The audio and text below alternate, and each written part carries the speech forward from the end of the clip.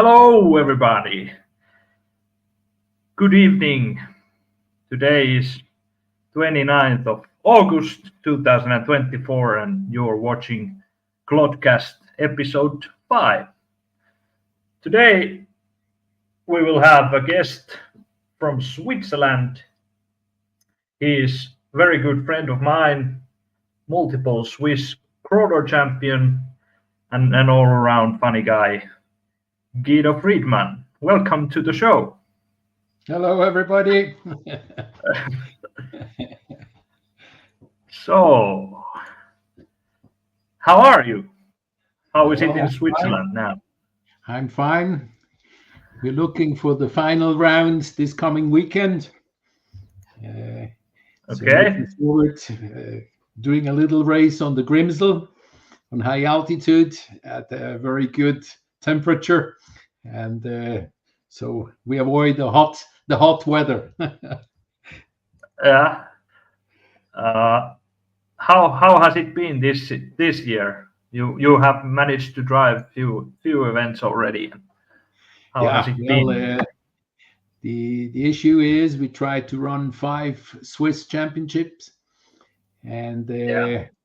it's not easy because our season is very short due to Yeah. the snow on the Alps. So it starts only in July, and mid-September it restarts snowing. So you see, Ah, the season yeah. So is you are. pretty short. and Yeah. How high are the place where are you driving from the sea Up level? to 2000, 2500, so in that Yeah. altitude. Yeah. and Yeah. Well, and so this year we compensate beginning of the Swiss season. We meet our Mm. friends around us, especially in Italy, with our friends there. We also try to go to France and Germany, and so the season is starting a little bit earlier, and also Yeah. then finishing this year at the Eurocon. Yeah. Yeah. So you can enjoy other country events also. They are Exactly, pretty cool. exactly. Yeah, Of that's course, true. all the time you have to drive a lot of kilometers, and this is one of the issues of a lot of drivers who would like to come more often, but they cannot afford the full weekend because of their families and so on. So the distance is always Yeah, an issue. yeah, of course, Yeah. of course. For the viewers, I must say that if you have any questions, you can.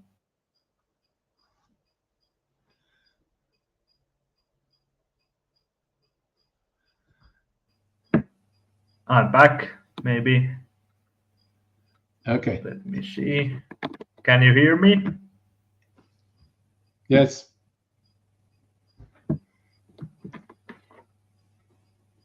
Can you hear me?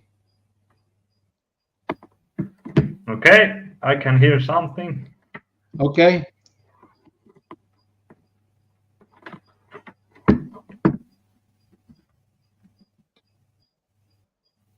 I hear. Can you hear me?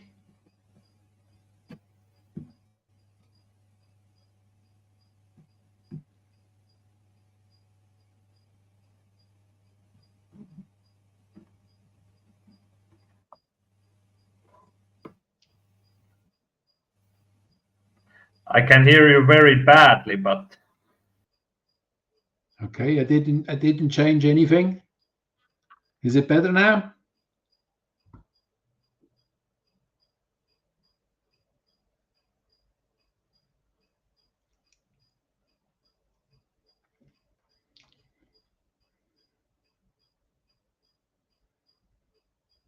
Strange.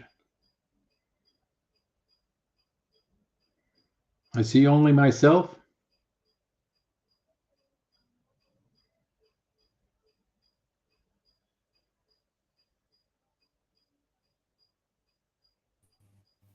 hey, Hey. good. It didn't shut down altogether. It was just bad internet connection at this time. I'm Okay. back. Welcome. Oh, yeah. Thank you. I was about to say that if you have some questions, you can put them on the comments, and we will ask the questions in the end of the show. So you can post them on the comments, and we will find them out afterwards. But yeah, what I was going to ask next is that this is the question I'm asking from all of the guests, because this is the Clodcast. I have to ask, have you ever had Tamiya Clodbuster or axles or body from Clodbuster or anything? No, I didn't. Okay, fair enough. But it's a question I asked from all of the guests, so it should be good. So we can go and hear about your history. I want to know, how did you start RC altogether? What was the kickstart for you? Okay. Yeah, well, it started pretty early. Yeah. Perhaps I have to tell. I'm a mechanic from the base, machine mechanic, and then I did study machine engineering. And during my studies, I was earning my pocket money by tuning nitro engines, 3.5 cubic centimeters for racing cars. And so the challenge was there to bring them on high speed and a lot of RPMs. And at that time, the bearing was one of the major issues because they always exploded. And so I did one of my bachelor diplomas on the bearing on one of these engines. Really? Yeah. But that's cool. The bearing company was just shaking their head by saying, well, what kind of oil are you using? They said, well, 60% nitro. So they gave up. So that was the start with racing cars. But then I stopped because I was too busy with my profession and so on. And so it took quite a while till I restarted, and that was by accident almost. I did buy an axial right, and and then after driving 2 evenings at home on the carpet, I was looking for other friends, and then I met the well-known Swiss guys, Farmer Tom, Nico Drive, Racer, Manu. And the first thing they told me, well, this car is just for nothing. I said, well, why? Okay. Well, you see, for crawler, it's just nothing. It's not good enough. And for scaling, it's too big. So we will show you the right material. So that was the start in 2011, where I met those guys, and that was a lucky punch, because with Tom and Manu, these were really the famous ones, not only in Switzerland but worldwide. And they met several world championships, even in the US. Well, the guys over there know them. And well, Tom told me that even in 1 year they participated at 4 races in the US. So for them, nothing was too far. So that was the start. I had the best teacher because Manu was living in the same town, in Winterthur. Winterthur is 20 minutes from the Zurich airport in Switzerland, so that the people can roughly see where we live. And so pretty much every second evening we met in the garage with Manu. Yeah. And for people who doesn't know, the middle one here is Manu. He is and on the left-hand side, the guy there's Eric Deluxe. Eric Deluxe, exactly. Yeah. And the one on the right, I don't know. Maybe Canadian looks to me Yeah, that this could be Canadian, but I can't remember. So long time ago. yeah. So and then of course everything what Manu did was everybody tried to copy, and at that time the major issues were the tires. You couldn't buy tires; you had to shave them, and that was a huge procedure each time. And then Yeah. was the main issue was the weight. So Money Yeah. was running his car at the 1,700 grams, and with the weight, so he was down to 112, 113. And so Yeah. a very light car, and every evening he spotted, well, I have now aluminium screws and titanium. Titanium screws. Yeah, everywhere. So nothing was enough expensive. He was really trying everything. Yeah. But of course, But at the end, you have to drive the car, and mm, so material is only half of the story. Yeah. yeah. But when did you do this study? What you were telling me about the nitro engines? What was the year roughly? Well, it was 1973 to 1977. So you So see, not not in recent history.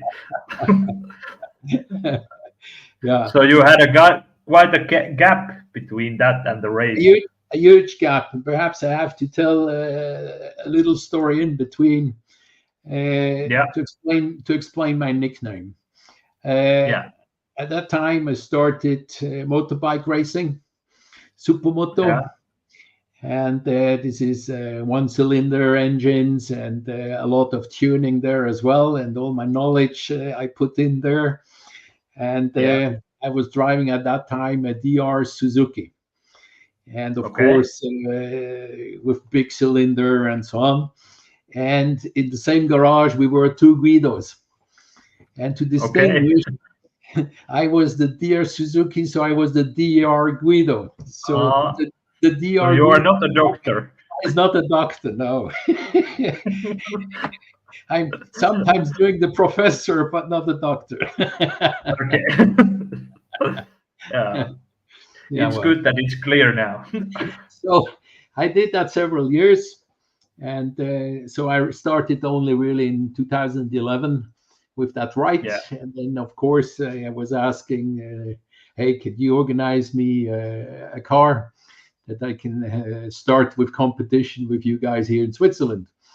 And so Nico Drive, they bring back a Berg car.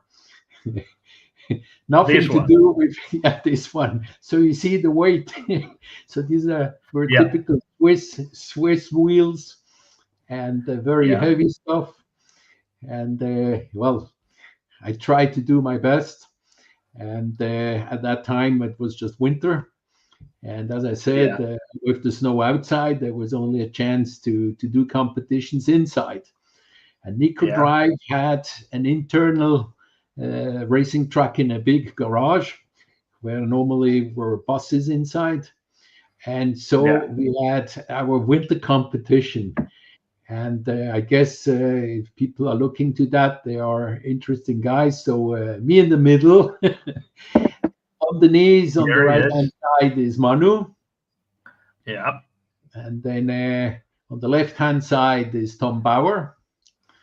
The farmer here, Tom. yes. Yeah. And then is Stefan on the right-hand side. Here. German guy. Yeah. And well, others is more from the Swiss guys, and then one from Austria, Karl Berger with the white jacket. Yeah, so, he looks so young. Yeah. Well, so you see, that was the start in the winter time. It's even snowing. You can see the white spots on the picture. So we had fun, but it was very tough for me. 2 races in a row, I was trapped in gate number 1. DNF the whole day. But I still was fascinated by the technology and the way of driving. And of course, with money on the side, I was sure I'm going to manage that one way or another. So that was the start of my Berg. Yeah, Yeah. that's good. That was 2011. Then came 2012. I can't remember if you were at the Supercrawl in Germany in 2012. I was there. Yes. Yeah. And So I remember the dirty rocks there. yeah, Yeah. yeah, hot weather and dirty rocks. Yeah, and I had a brush to clean my tires, and I was very keen with this one because, oh, can you give me this one as well? And we started cleaning the tires before, and it was awful, mud all over, and well, we were just guests for that competition there because the others were much more people, many more people running with the scale ones. Yeah. But those were big competitions back then. There were like huge amount of drivers. 60 drivers at least, yeah. But of course, at that time, we were just running 2 categories, the mower and the shafting. Yeah, true. And that made a lot of things easier because of timing issues that you managed to do that in 2 days. Yeah. Or if there were superclass and mini, but they were like only few drivers. Already there are very few, and you're right. And then 2012 there was this Swiss high mountain competition in Furka-Pass. I was there too. Yeah, exactly. So that was Nico Drive organizing, and that it's very complicated. And at that time, on the Furka-Pass, you have the glacier in the background. All the gates are on a very steep rocks, and we managed. You see the glacier in the background here. Yeah. This is a little movie on the finals. Correct. And so you see, to stay all day long on the rocks, it was not that easy. Yeah, and it was steep. Yeah. And you see trying to jump, falling up and down. Yeah. But I really liked the views. It was magnificent place. So this is one of the Swiss guys, very concentrated. Yeah, back then they were still running the bodies with the pro rig. So yeah, exactly. So this was the final course. I think there were eight drivers on the final. 8 drivers, exactly. So I don't know if you can move a little bit forward because it's even you driving there as well. Yeah, I will check it out. You will recognize your car. Oh yeah.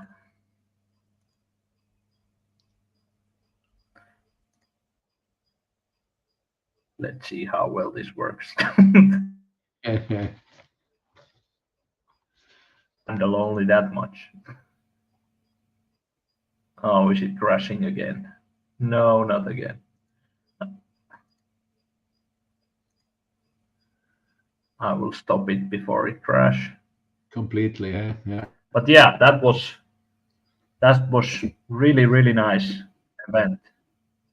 Well, and from Finland, there was a huge group coming from the north, and I remember we had to pick you up at the airport with a big bus. Yeah. And you had a lot of luggage, but most of the luggage were beer cans because you were so attracted by the low price of the beer already at the airport, and then finding out that in the Migros and the Coop it was even a third of the price. So was interesting to see your luggage. And then we spent all together in one hotel on the Furka-Pass, in a really old hotel, old beds and so on. But we had a lot of fun together. And I remember the nights there, a lot of drinking and stories all over. And during the night, there's a huge thunderstorm, so we were not sure if we can drive the next day. And but we were lucky that it stopped and we could go on with the race on Sunday. Yeah. So that was the last Swiss one because it's so difficult to organize because of the weather. Now you're gone again.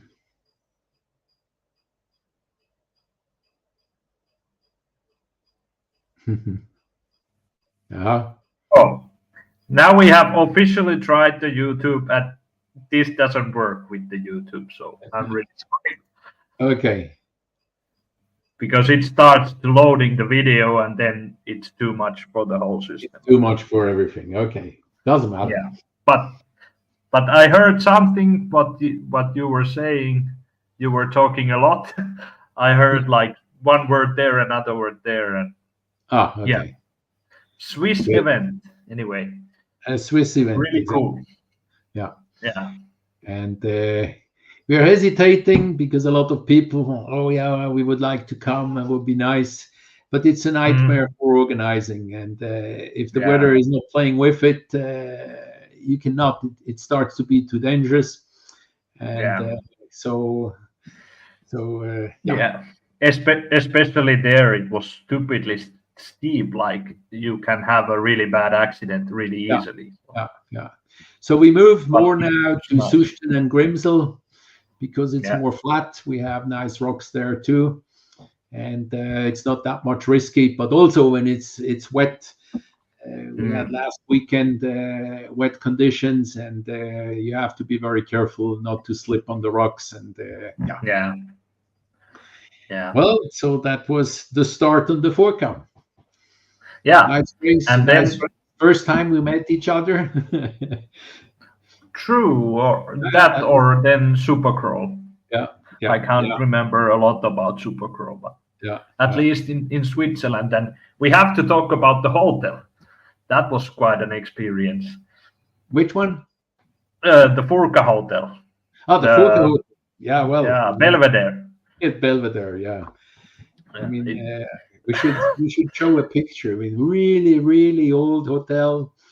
The bed was about 170 long, so it was far too short. There was only one toilet for about 20 rooms, and the shower for two different levels. And well, I mean, really old style. But the evening was even fantastic because we were the only guests. So pretty much the hotel was to us, and we had a lot of fun. Yeah, and I remember. Do you remember the Sireder Frederick from France? He was there also. Yeah. And I remember he was sleeping alone in his room, and the roof started leaking, and he had to put a bucket in his bed so he won't get wet. Yeah. But you have a picture, but that's an old picture. It's everything's closed now. All the shutters are closed. Yeah, that's true. And interesting was it's just surrounded by the road, and on the left-hand side down is the way to the Furka, and then even the way to the Furka spot you had to walk through a shop. Remember? Yeah. We organized special entries for all the members. Yeah. And through the security check or something like this, there was this like metal fence or something. Well, it was Nico Drive. Remember, Nico Drive was telling that you have to be careful with the Lipos. Yeah. There was smoke coming out of his pants. So one of the Lipos started burning in his pants. So be careful. I have a picture of that also, but I'm not sure where it is. That's crazy. Yeah. Good. So yeah, that was, and we were having a long evening, let's say, on Saturday before the finals on Sunday. I remember our friend Lasse Lala took quite many shots on the bar. Yeah, well, we imitated Gates instead with tennis balls, with shots. Yeah. Yeah. But before we start Oh, running with the cars in the saloon there, remember? So the yeah. bar people said, no, don't start with this. Yeah. Yeah. But It was funny. they were suffering then in the morning. Yeah. Always was Yeah. saying the gate is moving. Yeah. Yeah. Exactly. So that was Good. 2012. Yeah. Then we went to 2013, and there were again Supercroll. I think you were there also. Yeah. So the big, they called it. So we met there first time, the French guys. Yeah. So and that was really also a nice spot under the trees and so on, and nice rocks. And the pity was we had to sleep in a hotel, so the night story we couldn't participate with the night story. Yeah. Yeah. That can be quite interesting with the French. Yeah, well, sometimes. well, there was one guy just selling. I can't remember what kind of schnapps he was offering. Yeah. Yeah. Exactly. How did you do? How did you do, like position wise, on those competitions back then? Result wise? Yeah. Yeah, well, the last third, something like that. I mean, Okay. I was a nobody. I mean, and I So remember. You have gone better. Yeah, well, I remember the battle because for the final course, they said, Yeah. okay, every country can do one gate, and at that time, Manu was running a very flat and not heavy car. The France were running their Omega style. The what was the name? Yeah, that. Dahu. Dahu. Yeah. Yeah, it was the shape going up like this. It was just crazy. So a side hill was almost impossible for that. So Manu said, well, you know what kind of gate you have to do. This one.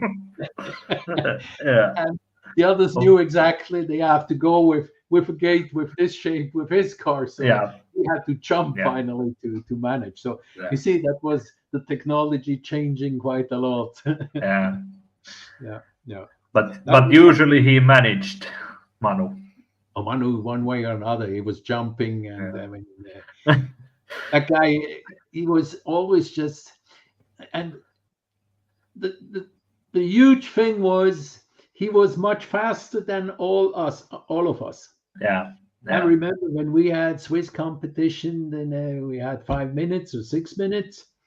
So after 2 minutes, he was already at gate 10 with all the bonuses. Then he said, well, how much time is left? He did the whole course backwards. There was still 2 So, yeah, sometimes it was frustrating, but at least he was demonstrating it's possible. I mean, yeah, that's true. The time issue for me is still an issue for me. I'm not driving fast enough. So, it's and I think also this is one of the issues for the beginners, having a huge battle with the time and not finishing and trying to do very correct driving instead of making mistakes but finishing the course. So this is something you have to learn during the seasons. That's true. No, it was the big in France. We met there a lot of colleagues which are still member, and it's nice to meet them each year once. Yeah. Okay. And then came Nordics. 2014. Yes. 14. Well, we did the Swiss competition. I'm not talking about the small ones, but the big one was Nordics. And there you are in Finland. You see, it's not very hot. Everybody is wearing jackets. Yeah.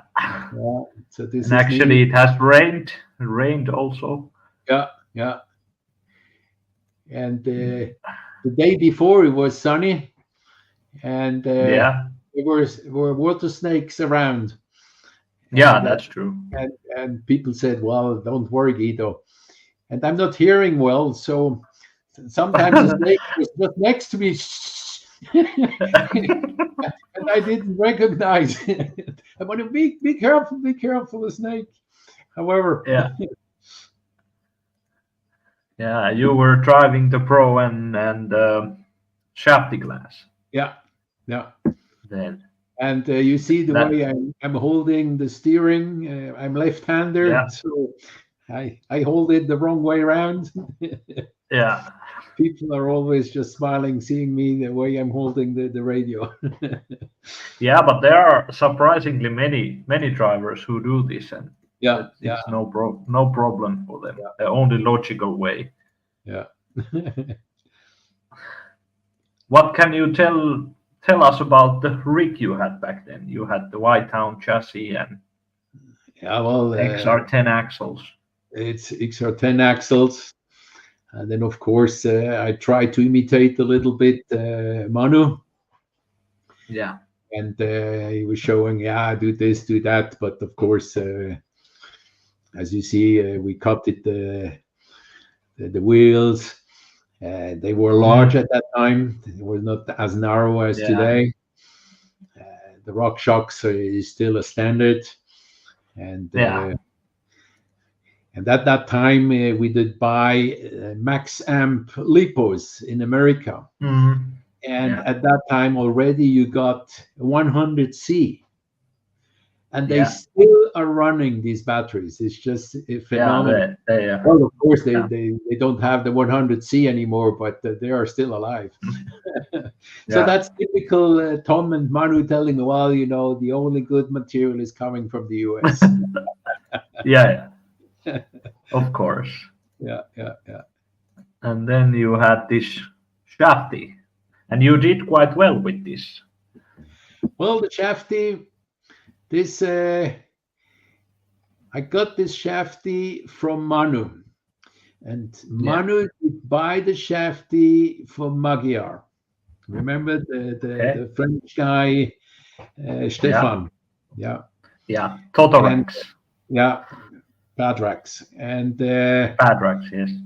Padrax. And so Manu told me, well, I have to ask Padrax if I can sell it to somebody else. And I met Padrax in France before, so he said, yeah, you can give it to Guido. Well, that Yeah. was always the advantage from my side. I'm fluent in French and business-wise in English. So Yeah. so meeting people was always easy on a competition. So that's why it was easy also to communicate with Pat and so on. And so Ah, that yeah. was the deal. That was the deal with this Shafty. It was quite stable. It's very narrow. That's the speciality of this one. And the shocks were specially. They had not just the springs on one side, they had inside springs in one side and outside springs on the other side. Not on the back, Yeah. but in the front. You can't see it here. Okay. Yeah. Yeah. I never managed to optimize this, but it did run at that time. So why changing Yeah. a running machine? Yeah. That's true. Yeah. And this body, I still did run this body till 2 weeks ago. Oh. Yeah. Okay. So it's full of Oh, yeah. stickers. True. Yeah. And now I have the same body, almost with the same colors. So because you don't get that body anymore. Yeah. That's true. Yeah. So Yeah. that's somehow my old body. Yeah. How did you like Finland generally? Well, Finland to us was as expensive to fly to Finland as to fly to the US. Yeah. So that was the first reaction. Wow, Then, well, the prize is it's not that big surprise for a Swiss guy, but the alcohol was a big surprise. I remember saying, "Wow, Yeah. 4 or 5 times the price for a beer." So why the guys Yeah. like the beer that much? So, Yeah, I don't know. And yeah, it has not gone cheaper, I can yeah. tell you Well, that much. well, and the story there, we arrived Saturday and did some training and so on. And then the evening we went in a pizzeria. And when we drove home, I recognized that I lost my purse with all the passport, everything. So Really? shit. So in Finland, not knowing the language there, so we Yeah. drove back about 1 hour drive. And we were asking Yeah. for the purse. They said, "Well, everybody can say I lost the purse. What is inside?" I said, "Well, about Yeah. that much money, the passport, blah blah blah." And they handed me out the purse with everything inside. And I was really lucky. Okay. So, Oh, that's cool. so it was fascinating how honest the Finnish guys are. So Yeah, they are. that's one of the. Then of course the racing day with the way you make fun with each other, and but already concentrated on the race itself. But then as soon as finished, you have your fun. Yeah, yeah, of course. Of course. Then, also a a long evening there. Uh-huh. Yeah. Yeah. Now nice rock. That was yeah, rocks are nice on that place, but it's too bad. It's quite far from any civilization or any restaurants or anything. Exactly. Yeah, we have find better places nowadays. So welcome again. Okay. Well, Tom warned me. Be careful in Finland. We drive next to the sea, so you cannot let's drop the car there because yeah. And Samuli is just running with his special equipment on his. Yeah, the shoes. yeah. I think he's still doing that. He's still doing that. Okay. Yeah. Yeah. Good. Anything else from 2014 to remember? No, I think this was one of the major issues, except the local ones. Yeah. And then 2015, that was, I guess, in February or so in Malaga, remember?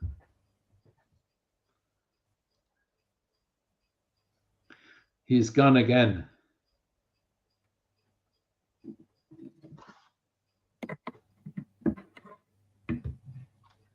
Now, you're back. Can you hear me? And I'm gone again. I'm back, maybe? Yeah, you're back. Maybe. I can hear you. Hello. Can you hear me?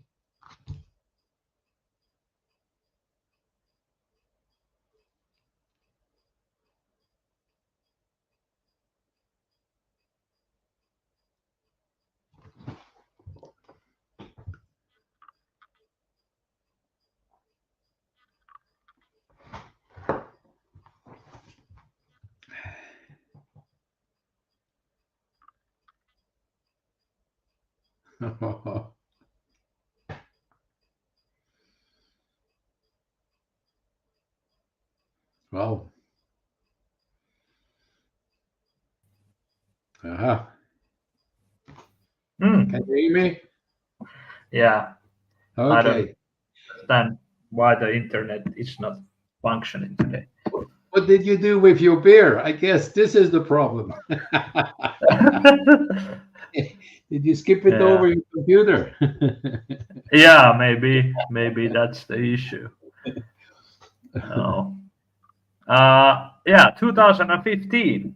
We met again in February. Malaga. Yeah. Yes.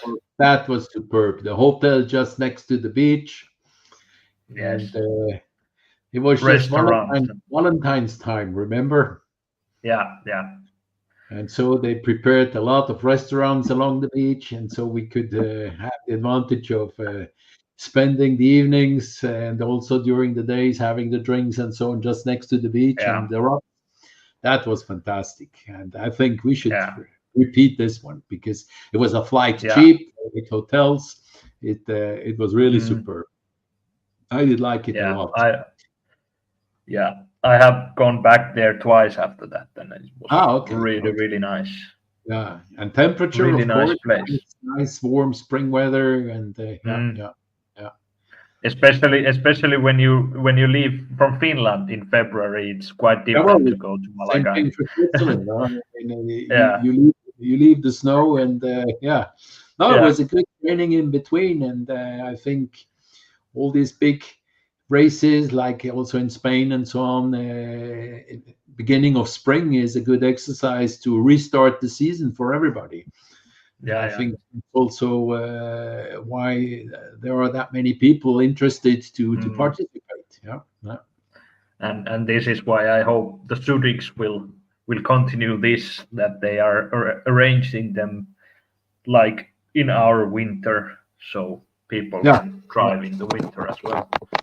Because in September, October, there are other possibilities like now in Italy. Yeah. But yeah, that was nice. I got actually invited. I don't know how you got. Did you get an invite for the Spanish nationals, or how did you get into there? I can't remember. Well, we see, being together with Manu and Tom, they knew all the races. I mean, so it was clear at that time. Yes, Guido, you come with us.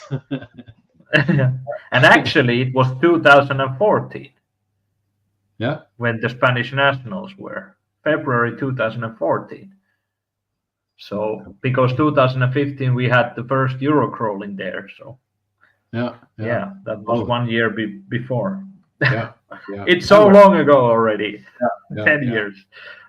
And then in 16 there was the World Championship in France. Yep. All the spots were repeated this year. That was fantastic. You show a picture. Yeah. Me on the rocks. Pat in the back. And Bad Racks. Bad Racks, yeah. And the guy from South America, I can't remember the name. Oli. Oli, yeah. And Pat in my back. Yeah. That was another good, really good comp. Yeah. Now it was. I appreciated the way it was organized with this campground, with the possibility, and I remember we had a lot of fun also in the evening, especially you and me. Remember, we were talking. Well, what the heck is it looking like when we get older? Because with the difficulty of walking next to the car, so it's not that much problem with running the car, but running yourself. So wheelchair with special tires and that kind of stuff. We were just laughing for hours there. That was really funny. Yeah. So very good rocks, good accommodation. No, and lucky with the weather as well. Yeah. And I remember you asking me, Guido, well, you do a course tomorrow. And I said, okay. When? And I said, well, 6 o'clock, it has to be there. So we went there with the car. It was just dark. So no light, nothing. And so tried to do a course there, remember, and then we had to wait till at least we could see a little bit. But we were ready at 8 o'clock. Yeah. All the courses and we were ready. Yeah. So that was crazy. Yeah. I remember the game in Spain in your first Eurocrawl there. We were at the bar, on the beach bar, like at 2:30 still during the night, and we were building courses at 7 a.m. with the headlights. Yeah. But you were the only one with a headlight. That was my problem. Yeah. But yeah, it went well because the timing was correct. So well, yeah. this is such kind of event. You have to be more like army-wise organized. Just Swiss time, Yeah. bing, bing, bing, and I think it's also a matter of delegating. It's you do this, you do that, true. you do this, because the poor organizers, they cannot separate themselves and do everything. I mean, that's impossible. Yeah. And I'm really bad at this, but I have got better during these years. So this year, this is your target, yes. Yeah. Yeah, well, you have to. I mean, how many drivers are we? 120? Close. 100 and over 110. I don't know the exact number now, but so anyway, a lot. Yeah. And now when there are so many drivers, we can delegate even more because most of the drivers already do know how this goes. So I can delegate the course building and some of the tech, and it should be easier. It's up to me. So let me know how I can help you. Yeah.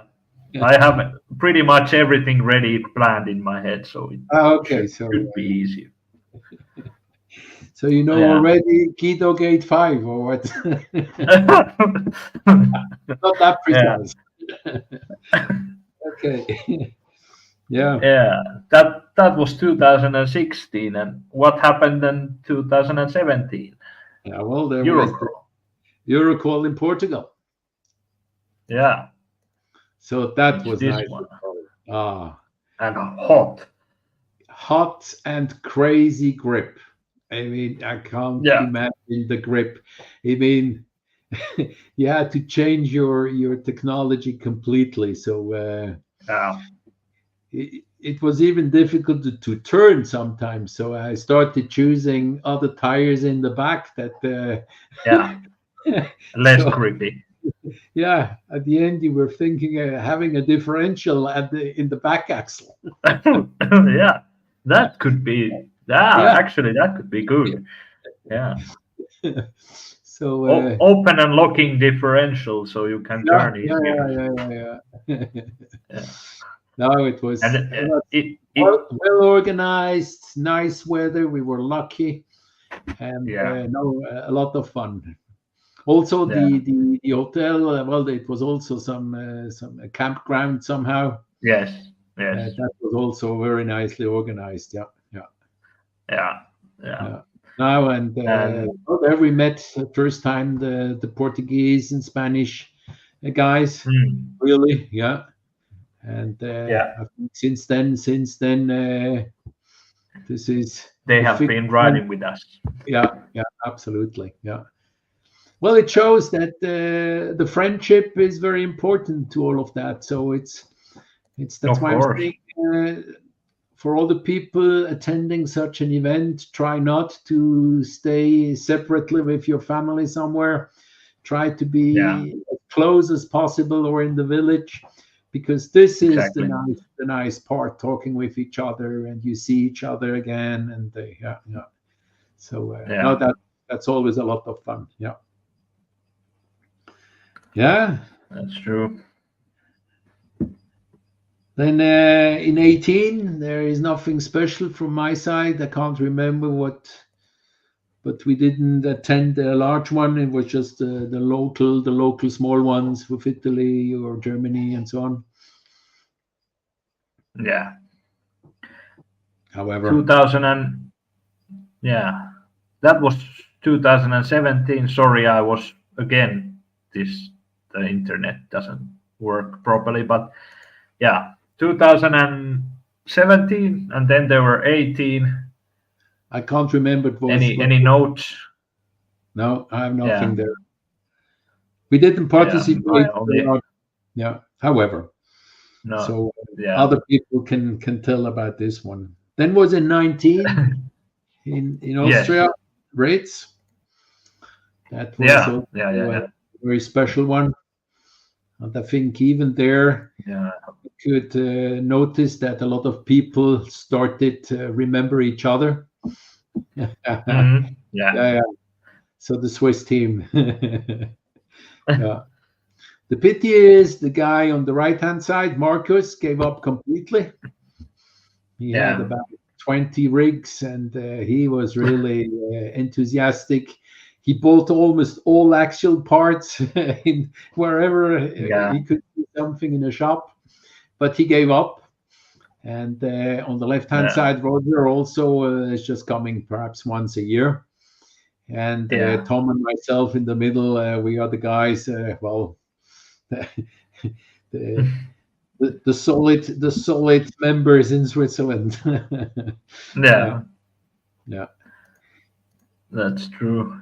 And yeah, that was also nice event, although the comp ground was, of course, it wasn't as good as like Portugal or France was, but we Yeah. managed to drive really good events there also. And Well, good memories. remember the difficulty of the final course there, just very steep Yeah. and so on. It was difficult to have enough space for all the gates and bonuses. But I think that was the first time they started running as well with the P scale. Yeah, true. Yeah. And I didn't participate with the P scale. Marcus did. And Yeah. I think that was really the start of and the boom starting from there. Yeah. Yeah. So you had more drivers after that when the P scale arrived. Exactly. Yeah. Let And me see if I can find some photos. We were also lucky with the weather. There, the location, the accommodation was separate. There was not some were with tents and motorhomes, but the hotels were just all over. So the evening was not that special. Well, we had nice time with just with the Swiss guys, and that was it. But so the logic of France and so on, that's for having that kind of possibility. Yeah. It's better. And then we go forward, and you have like had quite much bigger events in Switzerland after this during these 4 years. You cannot say large big events. This is a picture of a typical Swiss event. Okay. Mountain, 10 people, sometimes 12, but most of the time we can say, well, we finished top 10. So, yeah, that's true. So now when the weather is nice, it's superb. It's good rocks, and we try, because we're not that many people. Within one day, we can run different categories, and this is the advantage. So normally we do gates for the MOA, and then we adjust the gates for the shafty a little bit. We're all the time astonished that the shafty is managing sometimes even better than the MOA. Yeah. And then of course we started as well, as you can see on the picture, then with the P scale. And this year is first time because we said, okay, we'll participate with the minis as well in Italy now on this coming race. So we took the old ones and tried to run, but we focus on the other. Yeah. So you see, typically.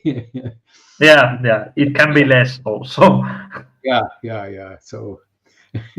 So I think this was a training session. It was just 4 of us. So here even you finish top 4. Yeah, but it's still good. It's better than nothing, I guess. But we still run the proper rules. We try to concentrate. Of course, we have a lot of fun, but we take it serious. We collect the results, and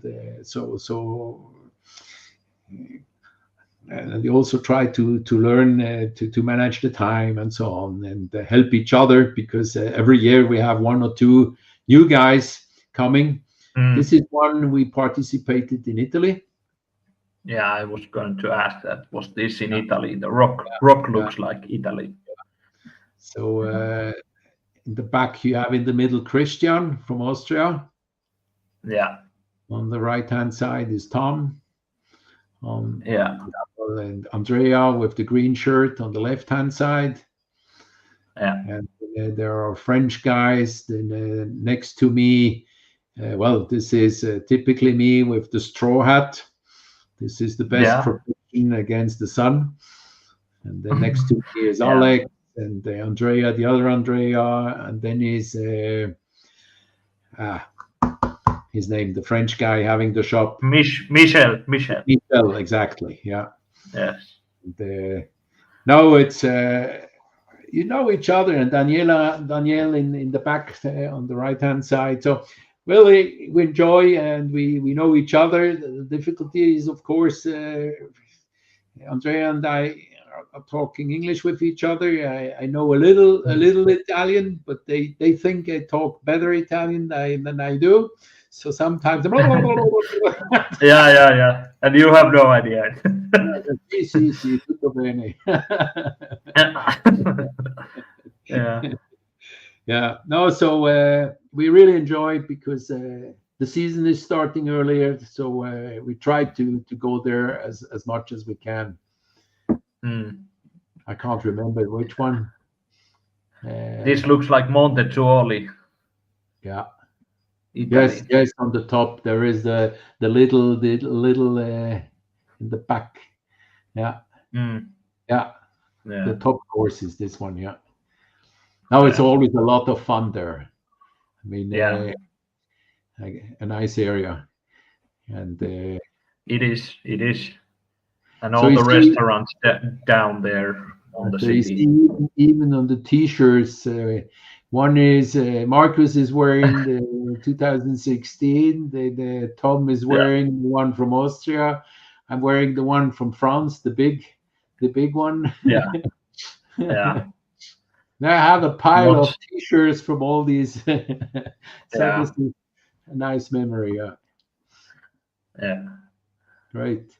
And also we were together in Montezuoli when there was still COVID times. 2021. So that was first time you came with your wife. Yeah. It was really nice time there. Yeah. And you were sleeping in the motorhome there. Yes. Yeah. Exactly. So we were not sure. Well, if Samu is having a wife, is he going on with his hobby? Yeah. But now I saw that your wife started driving as well, so no more. Yes. Well done, Samu. That's good. I've succeeded in something. But this is really a problem for a lot of people going with this sport. You have to manage with your family. That you're allowed to spend that much time a full weekend. Again, I can't. Oh, yeah, no, sorry. Yeah, continue. Yeah, the problem of the understanding of your family, accepting that you're out all weekend or driving that far. So I understand that when people having kids and so on disappear for a couple of years and come back. So yeah. It happens. To keep on with the contact. Exactly. Yeah. Well. Yeah. So and then of course we participated this year on the Sudix. And how was it? Well, Sudix, as we said, as it was in 2016, it was the same location, the same rocks, and so on. So there was no big surprise. And again, with the advantage of being together and so on. And it was also a huge membership. I think we were more than on the worlds there. And probably. Yeah, and that's why also we had to limit the members. I think that was first time that they started with a limit. And this is also something which I wanted to talk with you, perhaps at the end. How we can do this, because within 2 hours or 3 hours, the list is already full. And it's a pity having people who occasionally are driving, but they knew first time are on the computer, so they are in, and others, even champions, the list is full. So this is a pity. So I think in the future we'll have to think about how we could do this. Let's say limit per country or per number of people in a country. However, but I think we have to take care that the guys who go on a regular base, that they can participate. I think that must be the logic. However you manage to do this. And so that was first time. Wow, there are that many. But finally, due to the electronic devices running quite well, it was easy with the results and so on. So, well, I have seen the equipment first time there, and I was really astonished. It's easy to use, and if you try 2 or 3 times, then it's clear. And of course, you still need to know the rules, but that's a given. And I think that is facilitating a lot for the organization, that you have the results quite quick, and that's the advantage.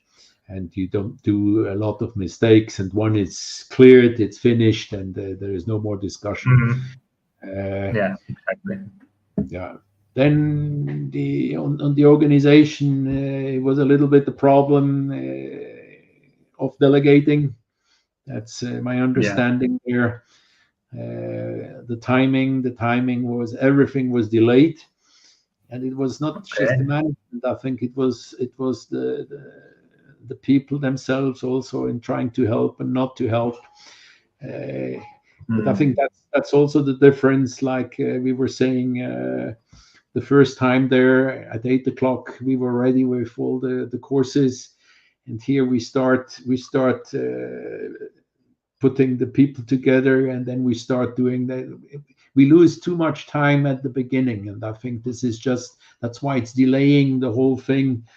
At the end, instead of having dinner, then you have at 10 o'clock the ranking, and I think that.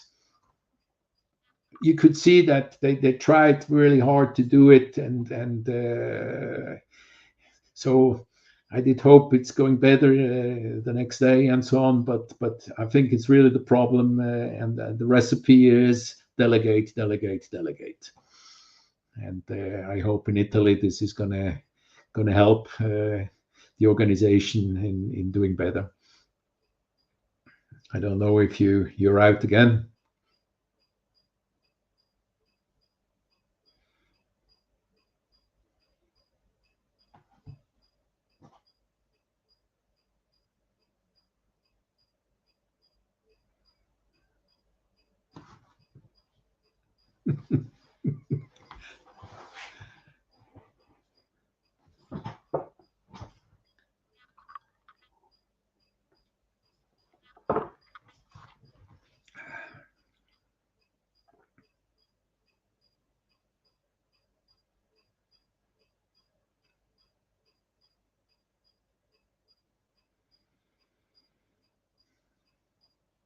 Oh, I don't know what the people can see.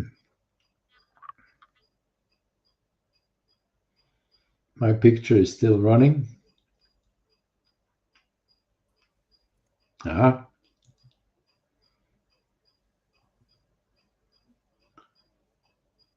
you hear me now? No, out again.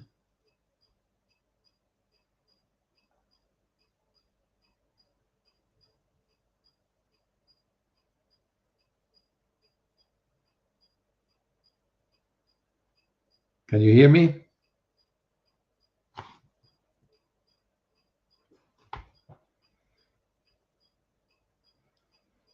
Tabo?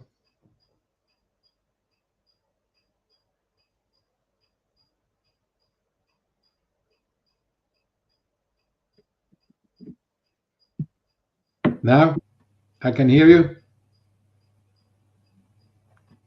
Tabo?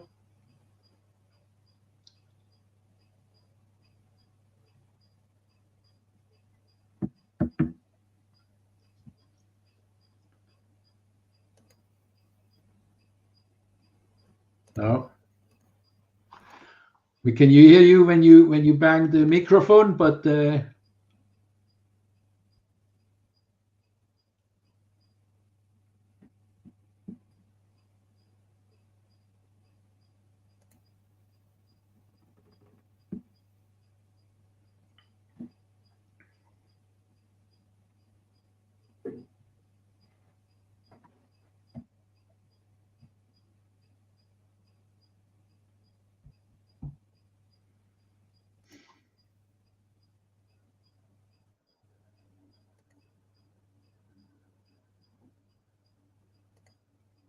strange. Aha.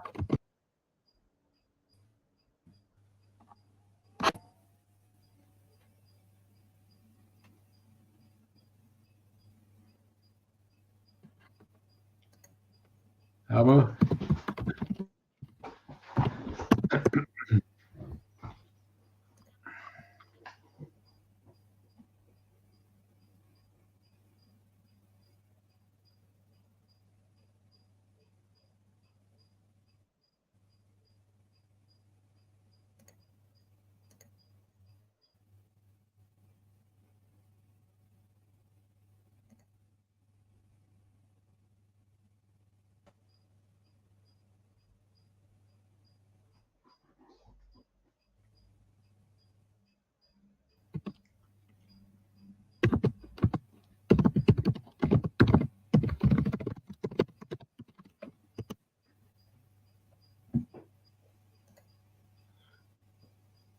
Can you hear me?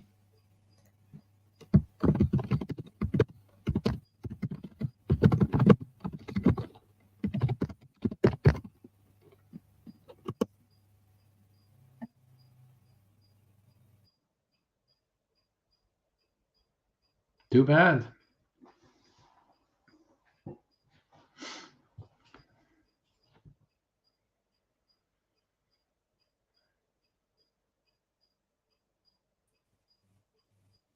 Am I here? Excellent. What did you do with your second beer? I need to get one. That's the problem. Yeah. This is juice. Ah. But it can't Yeah. be the temperature over there. Yeah. I don't know. Yeah. So the whole thing cut it where you were trying to explain the differences for the organization. So can you say it again, because I didn't hear any of it? Okay, so I don't want to blame anybody. Finally, it was a lot of different points, not running and so on. And I'm involved in other organizations as well. I know how difficult it is and how much effort it needs, especially in advance. And also, I mean, something which went very well was the accommodation. Everybody had his bed, everybody had his house. That was perfect organized. And So as I said already, it was more a timing issue that you lose too much time in the morning when you're not ready early enough. And I think there you have to delegate people. You go there, have the courses ready, and it's not to the organizer to look for boundaries or whatever. I mean, I think the issue also is something we have to learn, how we communicate a schedule or change in schedule. So is it Facebook? Is it whatever, WhatsApp? We have to tell people how we communicate, because people are on the courses, people are in the houses, some are in technical inspection and so on. And then when you have delays, people are waiting, and waiting is an issue because you don't know what's going on. So no problem if something is happening 2 hours later. So people organize them. But sitting there, well, it's going to happen, it's going to happen, it's going to happen. This we have to avoid. And I think it's just, we need a common tool with communication by saying, hey, look to this tool. Every change is going to be communicated. I think this is necessary to avoid delays and people waiting for nothing. And of course, you always have delays. It's everywhere the same. If you have to manage 100 people, this is a given. So I recommend to be ready for the coming event. To avoid this. But I did like the people again. That's always the same. And with the advantage of being together was also one big issue, and I know it's not easy, the technical inspection. For me, we spent far too much time. I mean, people were queuing 2 hours there, and there were more. And I think it has to be strict. They had all the measurements and so on, but you can do 2 lines or whatever. But for me, this was a bottleneck. And at the end, if you came just an hour before the race, then they said, well, okay, the car is okay. We cannot manage anymore. So there we have to think to do it in a smart way. I don't know exactly how, but at least 2 rows and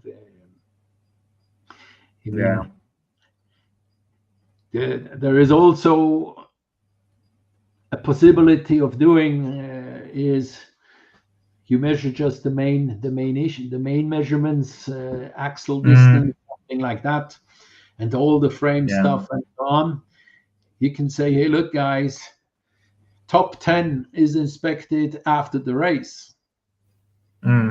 Because you do not win because of your cap and because of your bumper or whatever is measured. Car has to be okay. It's your risk. If you come to the finals, your car is not okay by the inspection. So you have an inspection of 10 or 15 cars at the end and not the 100. So think perhaps about that in just not measuring everything, but measure everything on the final cars. Something like that. It's a possibility. It's a possibility. And usually in the registration and tech, the one thing that takes time is the money, and then handing out the T-shirts and managing everything, depending on how many people are organizing that. But I think for this year's Eurocrawl, I have made really good Excel sheet, so it should be pretty straightforward, and money is already paid, so we don't have to deal with that, and it's easier, hopefully. Fingers crossed. Well, and always it's the same. If you have a queue for the T-shirt, for the money, for the sticker, for this, for that, it's an endless story. I mean, however, you recognize yourself the bottlenecks, and if there is help necessary from our side, let us know. I'm more than willing to help one way or another. Of course. So talking about big events, one of the issues I have is because you have to organize the groups in advance. And especially because with the electronic equipment now, so you have to prepare all that. And if there are wishes afterwards, it becomes a problem. And I remember Pat was very nice in readjusting after I told him, hey, look, you have a Swiss guy there staying alone, knowing only German, and this is with a French group. So I don't know how we can do, but perhaps at least to put two from the same country together, knowing that they have the language. And well, for me, it's less a problem talking 3 different languages, and others have their big issues. And perhaps show perhaps the group's possibilities and give a chance of adjusting. I know it's a huge discussion, but think about not too much to split the countries. Of course, I don't want to have a Swiss group only. I like to be with others. I have the Swiss group all year with me, but there are some talking only German or only French, and so this is a pity for them. Because it needs to be fun as well during the race. Of course. And for my experience, I can say that you need. I have a pretty good memory. I remember people, and I have the possibility to manage. Even if there is 100 people, I can still create the groups the way it will work. And I will put them up before the event, so we can still make adjustments if that's kind of necessary. The other little issue is we're going to be about 12 people per group for this coming race. So 13 or 14 in P scale, I think. So it's a big group. Big groups, and we run 5 or 6 courses. 6. So when you're 6 people in a group and 6 courses, so everyone has to start first. So that was easy. So what do you intend to do with a group of 12? Do you delegate? I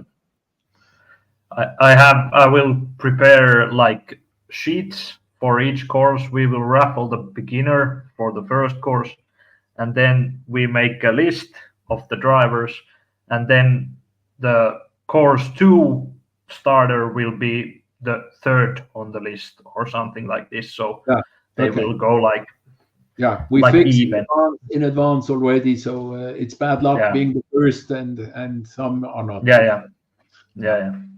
Good. That's my idea at least. So that was one of the issues I had. Then that new category of P scale is becoming that popular, and what I don't like on the P scale is there are far too many dimensions. What the heck does it change a bump that large, that high? What does it change? I think we compare with Moa and Shafty, how short the rules are there. We all came up on how many centimeters of carrossery you need and so on. I think this is not going to make the difference. And I think this is also complicating at the beginning. How to you cannot change that now quickly, but think about make it easier and simpler.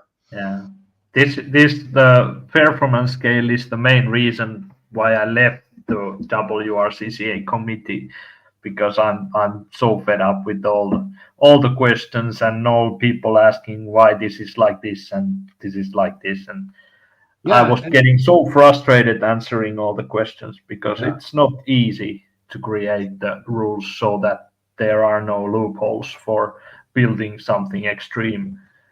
And it's not my problem anymore. Of course, I will have an opinion for everything, but yeah, you will it's see not this easy. is going to be again a problem at the technical inspection Mm, because you it have has gone. 30 dimensions to Yeah, control. It's endless, and it's not the yeah. performance of the car at the end. It's just the way it looks like. I mean, so Yeah, but it has, my, to be fair, it has gone easier. The tech inspection is far more easier now than it was like last year or years before that. So now I can say more or less with just looking at the car that it will it meet the requirements or not, yeah, because yeah, the measurements are easier to follow, but there are still so many rules to follow. So yeah, it's not easy. okay. So then was the discussion about the future, about new categories, scale 1 to 18, and so on. And I think it's nice to run these cars, but it's getting more and more difficult to have a weekend running all these categories or even training all these categories. Imagine now you would have in Italy with the 110 drives, there are not going to be more people, but you need more focus. At the end, you start your event that Tuesday that you manage to do all the stuff. And there is the risk that you're going to lose people because they cannot afford having a full week out of the family or out of the. Take the Americans having 2 weeks of vacation. I mean, so there I'm coming from. I would not add in categories. I'm even a little bit disappointed that the P scale becomes even a priority in our events. It's us, Sunday. So you have people leaving Saturday. I mean, that's a little bit strange. It's as I said, it's becoming a priority. I mean, I'm running also the P scale. I'm running now all the categories, not the big ones, but you see the issue organizing. And as we do a competition, a one-day competition or a maximum weekend. But you must be happy to do 2 categories, perhaps 3. I'm absolutely 100% with you on this one.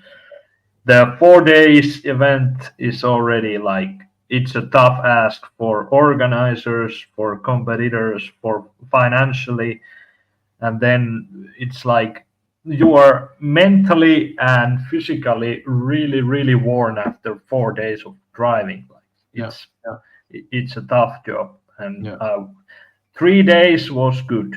3 days is maximum for me, but with all the 5 classes, it's impossible in 3 days, I think. And we have to think about the people traveling.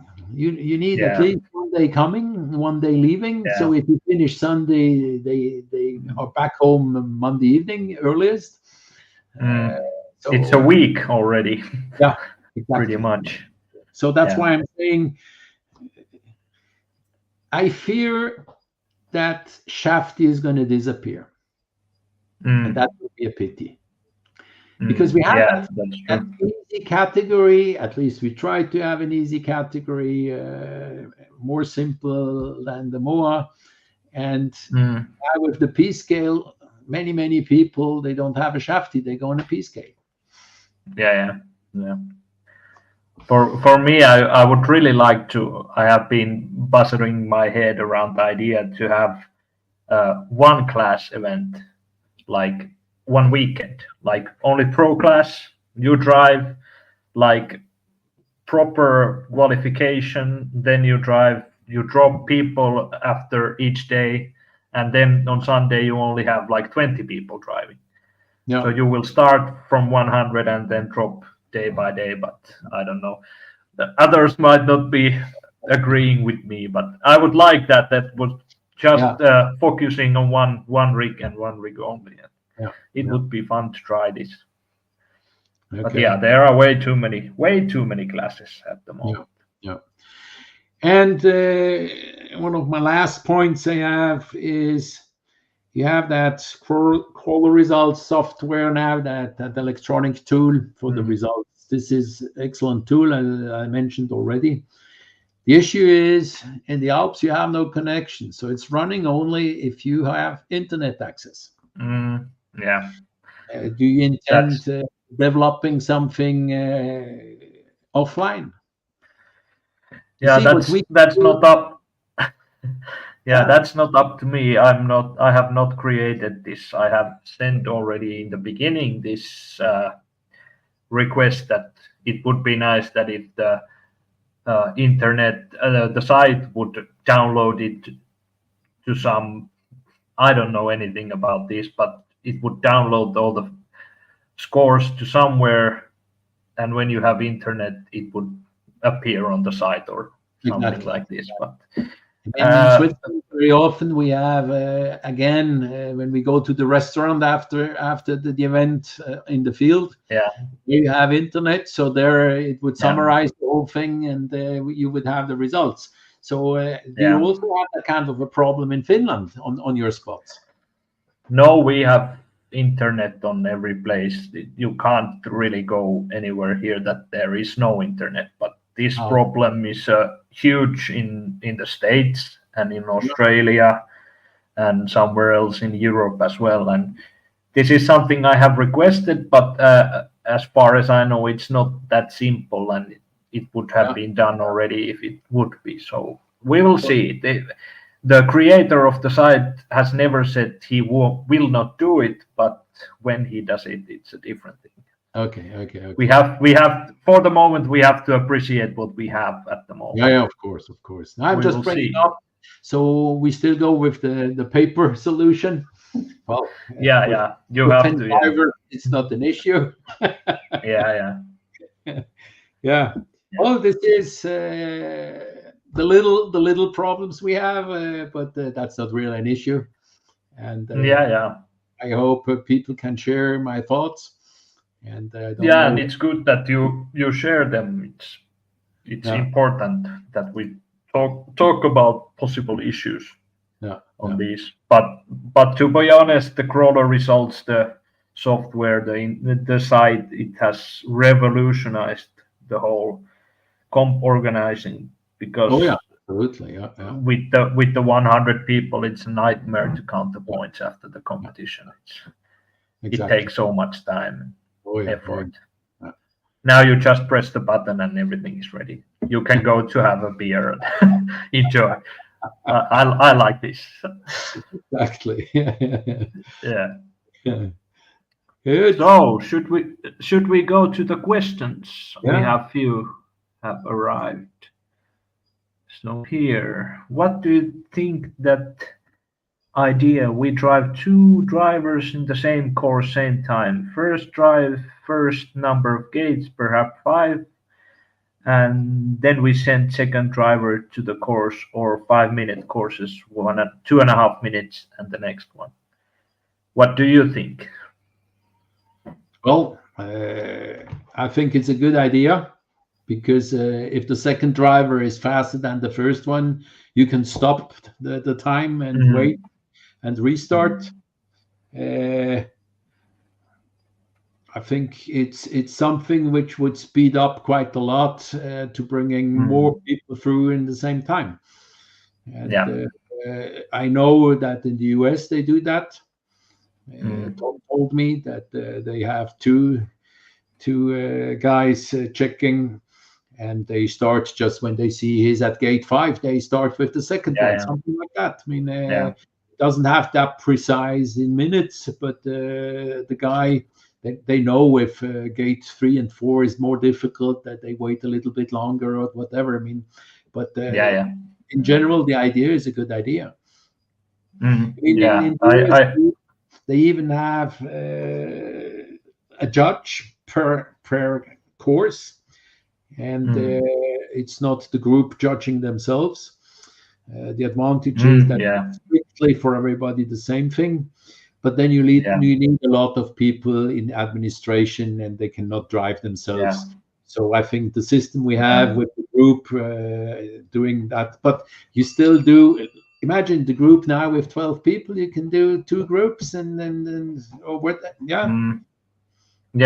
basically yes. But I think also your electronic device, you need more than 6 then. Yeah, we will need 12 then, but Yeah. that's not so big of an issue. It's only money issue, and Exactly. that can be solved. Yeah. And you only have to buy the phone once, so it could be solved. And I think this is really an idea which we will probably test next year at the Worlds. Yeah. Or at least this has been the discussion, and then we But see how well it works. this is not the plan now for in Italy. No. Now we go in one group, and like an old school style. I have counted that we have enough time with this amount of drivers and this amount of courses. So Okay. only thing that will be probably in dark is the pro final, because they wanted a pro final and we can have it, but the day has already gone to a point that it's dark. But we will have to get some lights, and we will make show out of it. But yeah, definitely only one thing that comes to my mind as we have been speaking about this with Joao, that it requires certain type of course design. You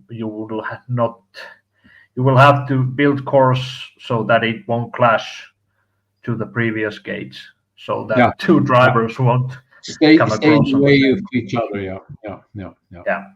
But in a big comp places, it should not be a problem. So everything is doable. Yeah. Let's see. In big comps where there is plus 80 or more competitors, is it possible to test that method, remove issues, and build it working method? Yeah, for sure. I think so. Yeah. And then I really like the groups with other guys I don't know, or at least from other countries. Oh, absolutely. Yeah, for sure. Yeah. Absolutely. That's the main purpose, seeing each other, not just in the evening, but also on courses. Also to see the technique and how they attack. You learn from each other. And as I said before, I don't want to have a Swiss group or an Italian group. I like the mix, but not a single guy and another single guy not being able to talking with each other. No, absolutely. I fully agree. Yes. Yeah, me too. Groups are best. It's nice to drive many different hobby friends. Driving is one thing, but also seeing and talking to others is so much fun. Yeah, absolutely. Agreed. And not only talking. Yeah. Let's see. There is many options. P-scale is definitely the class what brings the new hobbyers. Crawling shafty is not that. Still, I see more shafty than mini. We have definitely many shafty drivers, not much minis. Yeah, he's talking about Finland. We don't drive mini at all, but we drive the 4 other classes. So it's the same in Switzerland. It's the same in Switzerland. We have now minis just for this next event in Italy, but we already see with that small group we are the problem of making 4 categories the same weekend or the same day. Yeah. But I also understand mini P-scale Pro and Super are more different all than P-scale and shafty. Yeah, that's one thing. Because of the P-scale and shafty, they are pretty similar after all. Although P-scale, you have to have the car-looking car, and but it's easier to get into at the moment, at least. Well, you can buy finished cars, and that's one of the issues with Boas and so on. Super is even more difficult. And that's why people start with something they can buy. Yeah, of course. And the P-scale, you can buy a complete one. You get everything, and a shafty gets already more difficult. Yeah, that's true. That's true. with 2 driver on course, you need 2 judge and 2 apps. Yeah, Yes. that's true, but again, not a problem because 14 drivers in one group, there are plenty of judges, and if we add the phones, there's no problem. Yeah. So it's just a second phone necessary, and then Yeah. Also, if we have, that's okay. maybe something. Yeah. This idea needs more attention to course builder. The gate should be in line for the front car doesn't cross the rear car and vice versa. Yeah, that's what we discussed. Well, course building is always a big issue. I mean, also the possibility of cutting a gate. Very often, it's not possible, and is something I recommend the guys who are checking the courses. Make sure you can cut. Yeah, because straddle. If you don't know the rocks and you build a gate, nobody can go through. And that's a speciality in Switzerland, by the way. We run the course, and if a gate is not possible with the first driver, we stop, we adjust the gate that it's possible. Okay. To avoid, and then everybody has at least a chance of finishing the course. Yeah, that's true. Also, the bonus gate should be done in sequence because if the front driver wants to do a bonus between gate 9 and 10, probably. Yeah, that's a good point. There are many things that you have to consider when you do this. But again, you can stop the car anytime. Stop time, and then I think it should be doable. Of course, if you do, I'm calling this the Italian Andrea type. He's putting gates just one next to the other, so you have 8 balls. So if you do that, then of course it's not going to be possible. Yeah, but I think in this type of judging, the benefits will outscore the downsides, at least at the moment, in my mind. So we will save a lot of time in this system, and most of the registered guys should be able to compete at least. Then there is Andrea asking you a question. Yes. I sent him the invitation 2 hours ago. I hope you did see it. So we run Sunday, 8:30 on the Grimsel. So you see, 5 o'clock starting from home. So yes, I'm looking forward and hope the weather is going to be good. Fingers crossed. That's all questions, but I want to ask something about I will add a picture. Let's hope everything works. For your cars, what you are running at the moment, can you tell some things about that's this? The Mini. I got the Mini the way it is. You can see the tires are cut in all ways. And the drop tech chassis. And the only thing I did was just doing some adjustments, and it's running pretty well. I was not happy in France at all because I got stuck at gate 1 and I couldn't cut. But hey, now I mean we're trying to do some tests and so on. And as I said, we didn't have that many races and competitions with it. But we're ready, guys. I'm gonna come with this car. Okay, that's perfect. So that's the Mini, and then you have this one for P scale. What's the story behind this one? Well, this is, as I said, these are cars you can buy. So it's a flat gecko. And, so you can see the chassis. And I was using the rate axles a metal version in front coming from China, and the car is very, very heavy. So people are talking. This is the Swiss tank, and, well, I prefer heavy cars. I'm not that super light guy, and I'm sure in extreme side hills and so on, it's not going to be the perfect version, but it's stable and I have a lot of fun. Yeah, that's perfect. And then we continue, and we have. Let me find here. Your Shafty. That's a new one.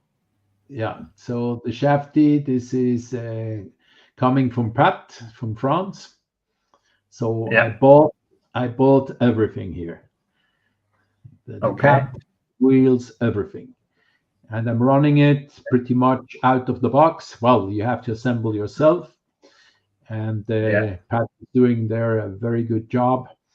And it takes its time because he's not doing this as a professional, but it's a very good service. And the car is really competitive. The only thing I'm not using is that funny cap. So I'm using the one you saw before, my old one. Okay. And no, I'm happy with it. The big advantage is that the skid plate is very in front, so it's about 2080, something like that.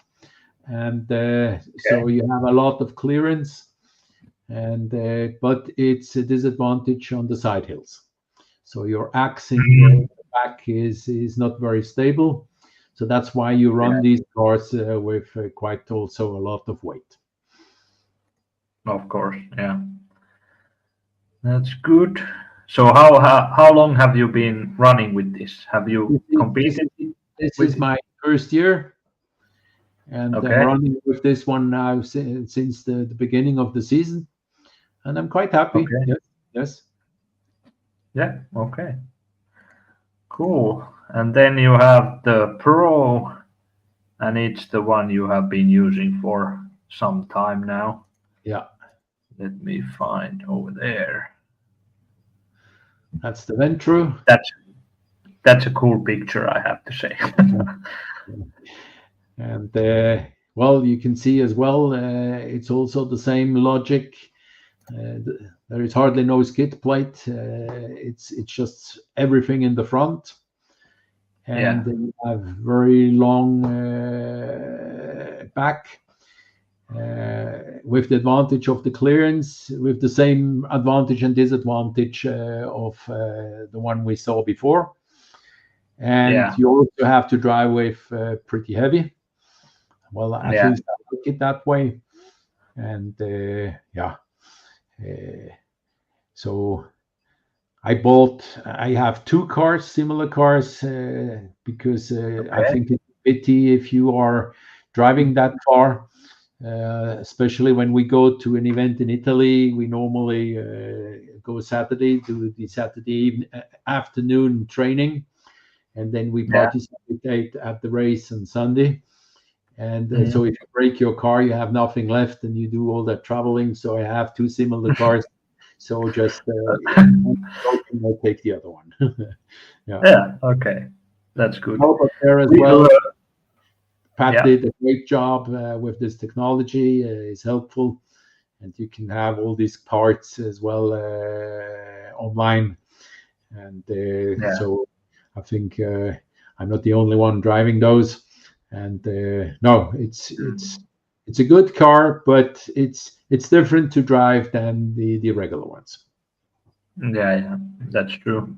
But it works really well. Yeah. Which axles do you run it? Bully axles? I have bully axles, standard axles in front and in the back, the metal ones. So no change there.